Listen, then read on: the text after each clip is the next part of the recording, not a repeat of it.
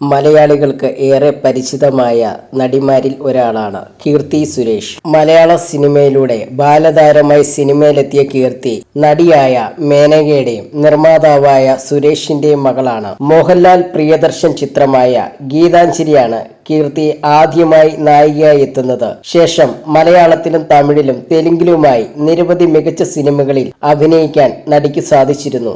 ഈ അടുത്തിടെ ഒരു ബോളിവുഡ് സിനിമയിലും കീർത്തി അഭിനയിച്ചിരുന്നു. കുറഞ്ഞ സമയം കൊണ്ട് തന്നെ തമിഴിലെ മിക്ക മുൻനിര താരങ്ങൾക്കൊപ്പം അഭിനയിക്കാൻ നടിക്ക് സാധിച്ചിരുന്നു. എന്നാൽ നടൻ അജിത്തുമായി കീർത്തി സുരേഷ് ഇതുവരെ അഭിനയിച്ചിട്ടില്ല.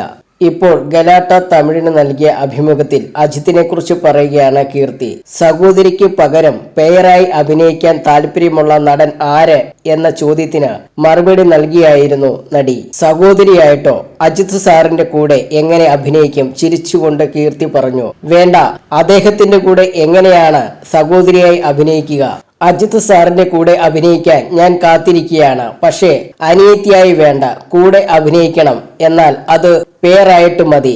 ഞാൻ സത്യത്തിൽ അജിത്ത് സാറിനെ ഒരു തവണ മാത്രമാണ് കണ്ടിട്ടുള്ളത്. രാമോജി ഫിലിം സിറ്റിയിൽ വെച്ചായിരുന്നു കണ്ടത്. അന്ന് അണ്ണാത്തയുടെ ഷൂട്ട് നടക്കുകയായിരുന്നു. സാർ അപ്പോൾ വേറെ ഏതോ പടത്തിന്റെ ഷൂട്ടിന് വന്നിരുന്നു. ആ സമയത്ത് എന്റെ റൂമിന്റെ ഡോർ തുറന്നു കിടക്കുകയായിരുന്നു. സാർ പെട്ടെന്ന് അതുവഴി കടന്നു പോകുന്നത് ഞാൻ കണ്ടു.